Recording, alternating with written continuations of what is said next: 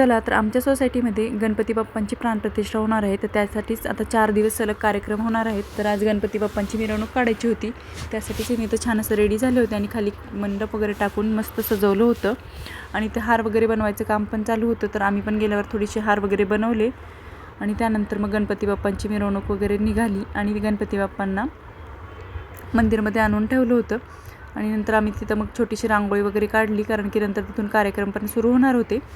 आता इथून पुढचे 4 दिवस सोसायटीमध्ये एकदम भक्तिमय वातावरण राहणार आहे, कारण की आता गणपती बाप्पांचं आगमन होणार आहे.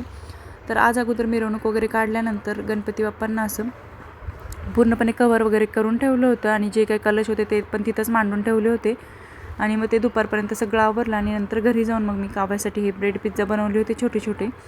तर ते वगैरे तिला खायला दिले आणि संध्याकाळी आमच्या फ्रेंडच्या घरी जायचं होतं, कारण की तिच्या मुलाचा बड्डे होता म्हणून. मग आम्ही तिच्यासाठी अगोदर गिफ्ट वगैरे घेऊन आलो आणि त्यानंतर बड्डे पार्टीला पोहोचलो आणि बड्डे पार्टी वगैरे एन्जॉय करून मस्त असा आमचा दिवस संपवला. तर इथून पुढचे ब्लॉग पण आता बाप्पांच्या आगमनाचे असणार आहेत, त्यामुळे व्हिडिओ नक्की बघा आणि व्हिडिओ आवडला असेल तर लाईक शेअर आणि सबस्क्राईब. बाय.